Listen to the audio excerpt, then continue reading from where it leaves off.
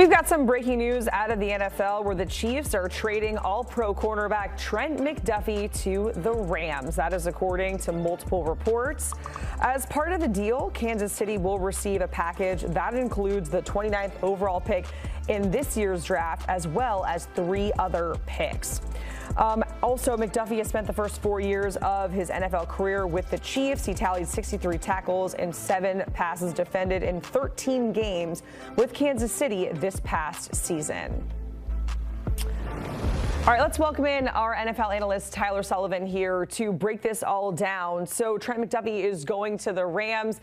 Tyler, what is your first reaction to this? As of course we were hearing from Leslie that this is an area of concern for the Rams just yesterday, and the Chiefs are getting a whole lot in this swap as well. Well, we finally, Jacqueline, have our answer as to what the Rams' plan is with their 2 first-round picks, right? You have to remember, they also have the 13th overall pick in this draft, thanks to that trade they made a year ago with the Atlanta Falcons. The pick that they're trading today to get Trent McDuffie, that is their own.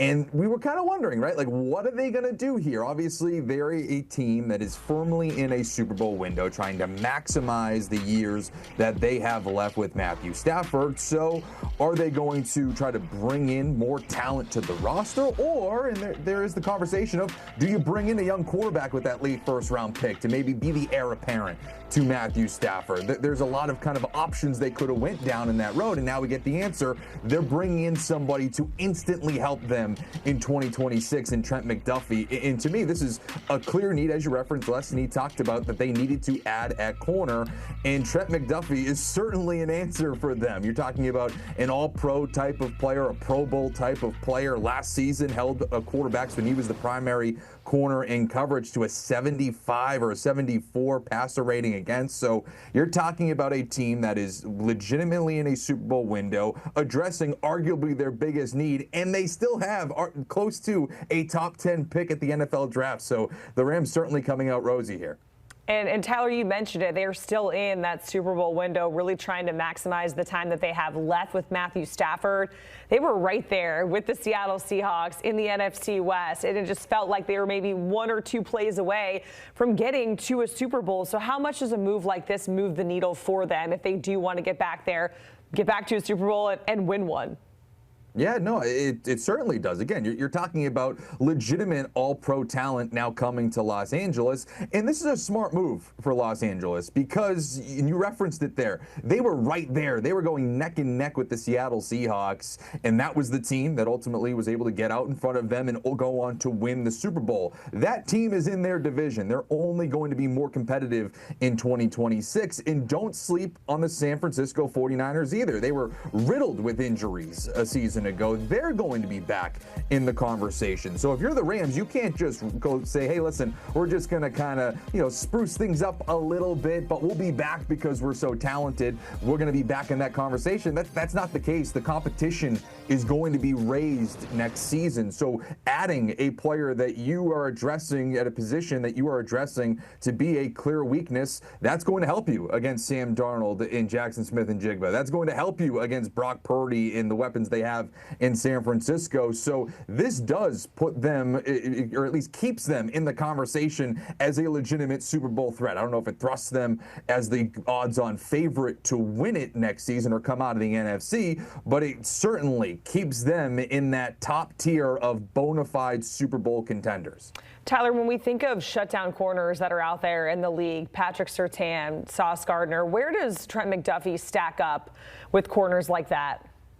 Well, it's going to be interesting, right? Because this is the underlying story that we're going to have to figure out now with Trent McDuffie. He's in the final year of his contract. So when we're talking about what the next moves are here for Trent McDuffie and the Los Angeles Rams, they're giving up a first-round pick. That, to me, tells me that they are going to now sign him to a long-term extension. And does that now put him in the range as the highest-paid cornerback or one of the highest-paid corners in the NFL? He's going to be thrown into that conversation where we're talking about, a guy like Christian Gonzalez is going to be to for a contract. And you've seen these guys over the last handful of years really be at the top of the league in terms of what they are being paid. And I think Trent McDuffie certainly has a seat at that table to not only rival to be one of the highest paid or the highest paid corners in the NFL, but reputation-wise, he is a stud. Top 5 corner in the league in my estimation. I just referenced it, a 74.7 passer rating against last season in a defense that did struggle overall with the Kansas City Chiefs. I think if you put him in a defense now with pass rushers like Jared Verse to help you really kind of pressure the quarterback and maybe make those mistakes, I think that we're going to see a really strong production from Trent McDuffie next season. And whether or not he inks a deal before then, he's going to be playing like a top 5 corner. Now, on the Kansas City side of things, Patrick Mahomes is already on X reacting to this news, and the Chiefs are getting that 2026 first-round pick from the Rams. What do you think they should do with that? What moves do you think KC should make with that pick that they're getting here in this trade?